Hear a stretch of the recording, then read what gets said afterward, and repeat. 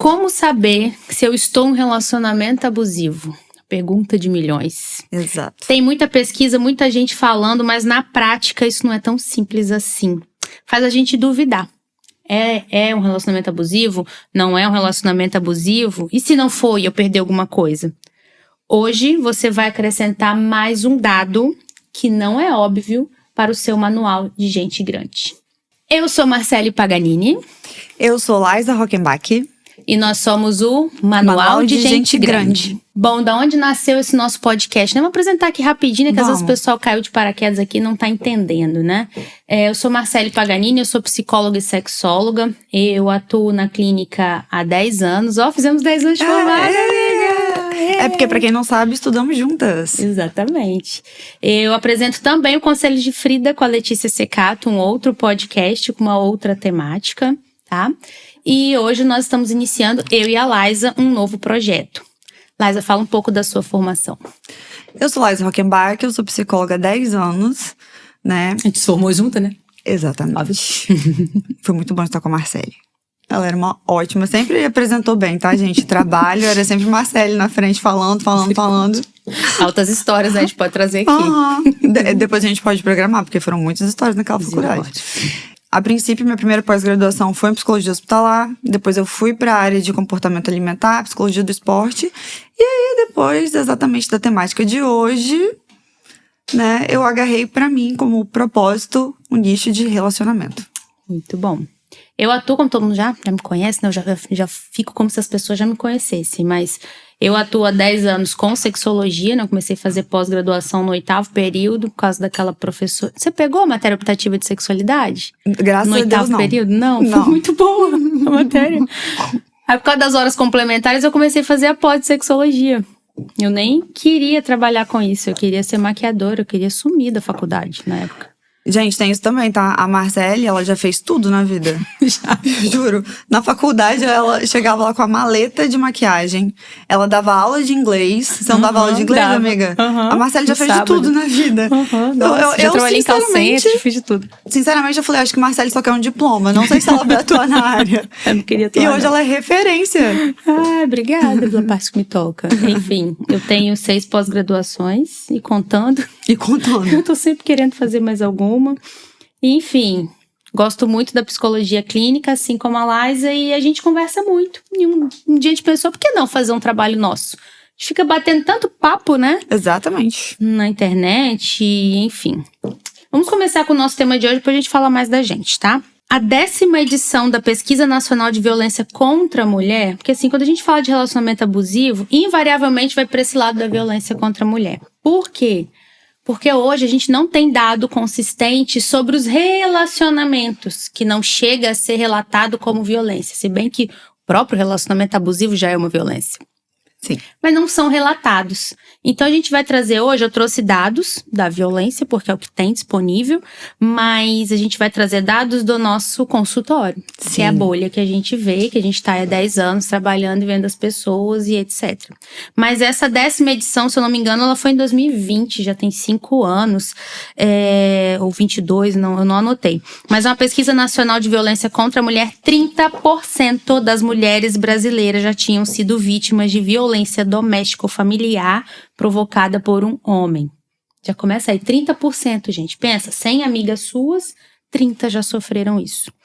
O número é muito alto, aí diz que poderia ser muito maior, porque 29% das mulheres que responderam ter sido vítimas de alguma conduta agressiva não se viram como vítimas de violência doméstica. Isso pela Comissão de Assuntos Sociais, é pelo Senado. É uma pesquisa muito séria, não é achismo. Sim. Ou seja, dessas 30%, mas as 30% não se sentiram. Ou seja, muita coisa a gente não considera, mas é, tá? E eu trouxe também um pedacinho de um artigo da revista Latino-Americana de Psicopatologia, que ela fala assim do ponto de vista psicanalítico, que existem pontos de manutenção. Como assim? Do ponto de vista da psicanálise, o relacionamento abusivo, por conta das partes boas, digamos assim, traduzindo, né? Não ficar falando psicologiquez aqui, não. É.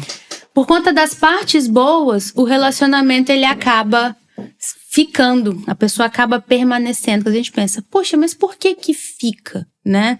Você concorda com esse dado aqui da revista latino-americana de psicopatologia, amiga? Concordo, amiga. É muito real, né? Porque se a gente parar pra pensar, relacionamento bom e relacionamento ruim, os dois passam por dias cinzas, né? E os dois passam por dias azuis. Então, às vezes é um ciclo, né? Porque o abusador, nem sempre ele é abusador o tempo inteiro. Sim. Às vezes ele entra naquela fase de lua de mel, de pede desculpa, fala o que você quer ouvir, né? Te reconquista, fala isso não vai acontecer de novo. E aí, se você gosta da pessoa, pronto, é o que você queria ouvir. Então... É o ponto do gosta que geralmente acaba pegando, né? Porque se a gente levasse só o lado ruim do relacionamento em consideração, muita mulher não estaria. A gente fala de mulher porque os dados que a gente tem é de mulher, não quer dizer que homem não passe por isso e tal, apesar de ser uma minoria, né?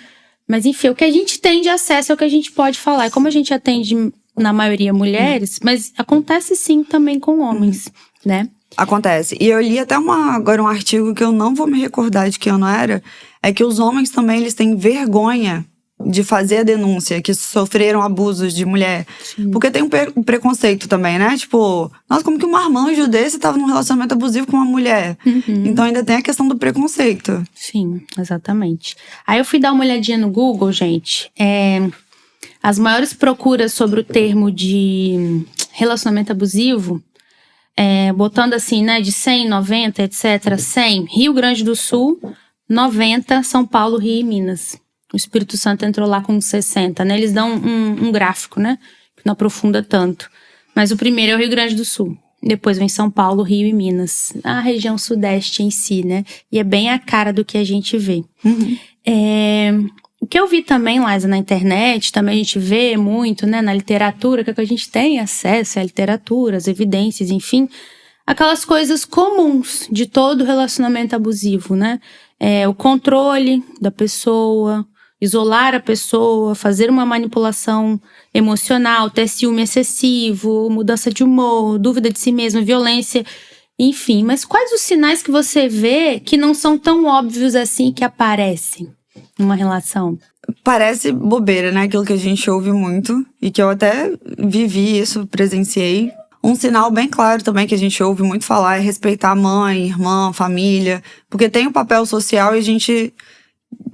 Por pior que seja a nossa mãe, porque às vezes realmente a nossa mãe não é lá essas coisas, né? Mas a gente respeita. Sim. Então, assim, se não consegue respeitar nem a família, o núcleo familiar, pode ter certeza que dentro de casa ele também não vai respeitar. Um outro ponto que eu percebi, que esse aí pouquíssima gente fala, maus tratos animais. Faz sentido. Faz sentido, não faz? Faz. Porque eu já presenciei isso também, de um relacionamento. Uma vez eu me envolvi com uma pessoa, meu cachorrinho tinha 5 meses. Ele estava aprendendo a fazer xixi, cocô no lugarzinho, no tapete higiênico. Ele errou o tapete. Ao invés de fazer no tapete higiênico, ele fez no tapete da cozinha. A intenção do cachorro eu entendi que foi boa, né? Eu lembro que na época eu ia repreender, eu ia falar, tapete. Não pode. Aí, né, esse parceiro meu na época falou, não, pode deixar que eu vou repreender. Menina, ele deu uma bicuda no meu cachorro, que o cachorro ficou convulsionando no chão. E aí, isso foi outro sinal. Aí as pessoas devem estar pensando agora, né? Essa psicóloga não viu isso? Mas é porque na época eu tava grávida. Acho que quando a gente tá grávida, os nossos hormônios ficam meio assim. E aí já é outro assunto para outro podcast, sim, né? Sim. Mas tem alguns sinais, assim, de desrespeito que a gente vai deixando passar. Porque ao mesmo tempo, é a pessoa que se preocupa com você, né? Aquela preocupação, assim, né? A pessoa que te empurra no fundo do poço, mas que joga a escada pra você subir depois. Sim, sim. E aí, alguns sinais, assim, pelo menos na minha história, eu fui deixando passar. E aí, volto pros sinais clássicos, né? Os sinais clássicos, né? Os sinais clássicos, gente, a gente tem que prestar atenção. Não tem jeito. Né? Te afasta da sua cidade, da sua família, dos seus amigos, né? Tudo isso com aquela roupagem de amor, né? Não, porque pra gente se dar bem tem que ser assim, ou então, poxa, vai ser tão bom ficar só nós dois. Ai, acho que aquela sua amiga, você não acha que aquela sua amiga tem inveja de você? Aí quando você vê, você tá afastada das suas amigas. Tudo isso vai acontecendo mesmo, a gente vai... O pior é isso, porque quando a palavra gosta, quando a gente gosta da pessoa, a gente até enxerga, a gente até reflete, fala, não, isso aqui tá um pouco demais. Só como a gente gosta, a gente passa pano. Sim. Eu acho, então, assim, que um dos principais pontos pra gente se proteger de um relacionamento abusivo é estar emocionalmente bem, né? Sim. E mesmo assim, a pessoa, quando ela é pra ser abusiva, ela vai lá e rouba a nossa energia, né? Rouba. Eu lembro que eu ouvi de um pai, de uma amiga minha, nossa, Larissa, seu brilho sumiu. Porque até o brilho falam. da pessoa, a pessoa consegue tirar. Sim. Né? E eu falava, gente, meu brilho sumiu. E no fundo eu sabia que meu brilho tinha sumido, porque eu mesma não me reconhecia. Eu tinha episódios de compulsão alimentar. Eu cheguei a pesar 76 quilos. E depois eu fui direto pra 46 quilos, muito rápido. Aí comecei a ter crise de ansiedade, pânico, depressão, né? E tudo isso... E assim, realmente, pega o brilho da gente. Eu comecei a ter crise de ansiedade, crise de depressão, crise de pânico. E sendo psicóloga, né? E isso pesa também pra gente, né? Porque o profissional de saúde, ele não tá imune a nada. Pelo contrário, a gente passa pelas coisas, a gente vive as mesmas coisas. E o que a gente sabe é pedir ajuda uma pra outra pra conseguir sair, né? Porque quem tá de fora consegue te ajudar melhor do que você mesmo quando tá lá dentro. Exatamente. Né? É a mesma coisa que achar que um médico não vai ficar doente nunca, enfim. Mas a gente se cobra. Não é pouco, não. Muito. Quando isso aconteceu comigo, eu falava, gente, que profissional que eu sou. Como que eu posso, né, levantar essa bandeira e tá dentro dessa dinâmica de relacionamento? Sim. Então, até na minha área profissional, eu fiquei, gente, não é possível. Que tipo de profissional que eu sou? Então, ou seja, faz você duvidar até da sua capacidade profissional. E o que você falou é verdade, né? Não é porque a gente é psicólogo, a gente tá imune. E uma coisa que eu percebo muito é por ser psicólogo, a gente psicologiza muitas coisas. A gente tende a entender sempre o lado do outro, né? Porque a gente tem essa escuta ativa, acolhedora. Sim. A gente fala, não, ele fez isso porque a criação dele foi assim. A gente acha justificativa pra algo que nem a pessoa quer justificar. A gente tá ali justificando. Agora não é o melhor momento de ter essa conversa, de impor limites, porque ele tá passando por isso, aquilo. E aí nisso a gente vai adiando, vai empurrando. Aí vai só crescendo a bola de neve, né? Vai. E o julgamento dos outros, né? Por ser psicóloga. Né? Nossa, quantas vezes eu ouvi falar, nossa, mas você é psicóloga, você tem ansiedade, você é psicóloga, você passou por isso, Sim, eu sou psicóloga e também sou ser humano, né? Minha mente não tá imune, né? Pelo contrário. Se fosse assim, a faculdade de psicologia daria uma vacina de imunidade, né? Aí eu falo pra todo mundo fazer psicologia. Aliás, se você quer ter saúde mental, você não faz psicologia, não. Enfim, deixa abaixo, um papo pro outro momento, né? Pessoal, o que eu fiz hoje pra gente, né? Porque eu comecei o podcast falando assim, como saber se eu estou num relacionamento abusivo? Que eu acho que é a maior dúvida que a gente tem, porque na internet tem muita coisa sendo dita, a gente tem experiências de amigas nossas e etc. Eu fiz um checklist dos principais, desses comuns. Controle, isolamento, manipulação emocional, mudança de humor, tananã. E eu transformei num inventáriozinho. Eu faço muito inventário no consultório. Num inventáriozinho pra você ir lá e ticar. Se você pegar 35, 40% das respostas, você pode saber que você tá. Não vou falar que você tá, não, que eu não gosto dessas coisas muito absolutas, não. Eu vou falar que pode ser que você esteja procure ajuda. Sim, tá? Isso é muito importante. Pra não ficar extenso aqui no podcast, amiga, eu vou deixar o link desse checklist lá no nosso Instagram. E pra complementar esse checklist, eu queria que você, assim, falasse da sua experiência, qual foi os pontos não óbvios que aconteceram com você. Porque, gente, os não óbvios, eles são muito individuais. Por isso que a gente faz um checklist com os comuns, que é que a gente vê comum, que é que a ciência viu em comum, que é que aparece nos artigos, nas revistas, o que é comum. Mas os não tão comuns que a gente vê na vida real, que a gente vê no consultório, que você já acrescentou, né? A questão de como ele trata a figura da mulher. A figura feminina em si. Se a mais importante é a mãe, o cara trata mal, a irmã, né?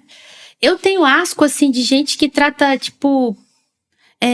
garçom, qualquer pessoa que tá servindo a gente, sabe? Prestando um serviço.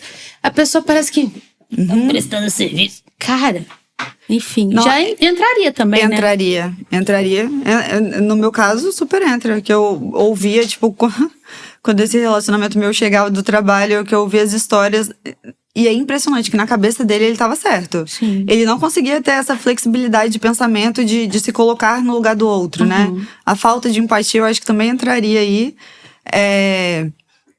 Outro que a gente citou também, esse negócio de gente, maus trato animais, é o mínimo, assim, inclusive é crime, tá? E aí o que me fez me manter dentro deste relacionamento, parece brincadeira, mas foi empatia demais. Eu conseguia me colocar no lugar dele. Qual mulher que nunca? Nossa, a minha terapeuta conversava muito comigo, conversa até hoje, né? Porque, gente, façam terapia. Ela falava, Liza, como que você não ficou com asco dele?